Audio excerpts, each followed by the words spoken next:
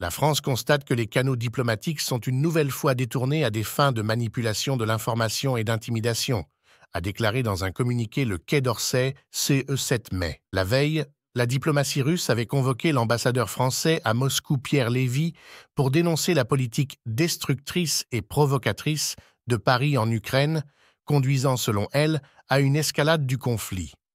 Aussi a-t-elle fustigé des déclarations de plus en plus belliqueuses du gouvernement français. Les tensions sont vives entre Paris et Moscou depuis le mois de janvier et l'annonce par le président français de l'envoi de 40 missiles Scalp supplémentaires à Kiev. Le 26 février, son refus d'exclure un envoi de troupes occidentales en Ukraine n'a rien arrangé.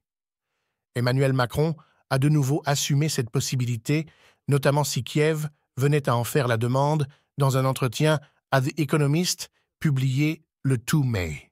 Moscou s'est de nouveau livré à une inversion des responsabilités, cherchant à accuser les pays occidentaux de menacer la Russie, alors que celle-ci mène depuis plus de 2 ans en Ukraine une guerre d'agression au mépris du droit international et qu'elle poursuit, notamment au travers de cyberattaques et d'actions hybrides, essais et manœuvres agressives visant à déstabiliser les pays européens, a répondu la diplomatie française.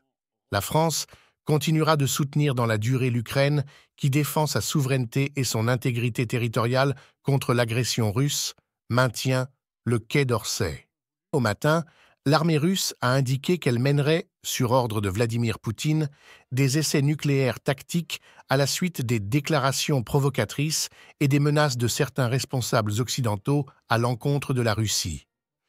Ces exercices sont liés aux déclarations d'Emmanuel Macron et de David Cameron, a précisé le porte-parole du Kremlin Dmitri Peskov plus tard dans la matinée, qualifiant ces déclarations de biaises. Selon lui, il s'agit d'une nouvelle escalade de tensions sans précédent, qui nécessite une attention particulière et des mesures spéciales. Ultimatum à Londres. En déplacement à Kiev le 2 mai, le ministre britannique des Affaires étrangères David Cameron a quant à lui soutenu les frappes que les forces ukrainiennes pourraient mener sur le sol russe avec des armes britanniques. En ce qui concerne ce que font les Ukrainiens, à notre avis, la manière d'utiliser ces armes relève de leur décision, a-t-il déclaré. L'Ukraine a absolument le droit de riposter contre la Russie, a-t-il insisté, répondant à la demande de clarification d'un journaliste sur des frappes à l'intérieur de la Russie. Le 6 mai, l'ambassadeur du Royaume-Uni à Moscou, Nigel Casey, lui aussi convoqué au ministère russe des Affaires étrangères, s'est vu avertir que la réponse aux frappes ukrainiennes utilisant des armes britanniques sur le territoire russe pourrait viser n'importe quelle installation et équipement militaire britannique sur le territoire ukrainien et au-delà.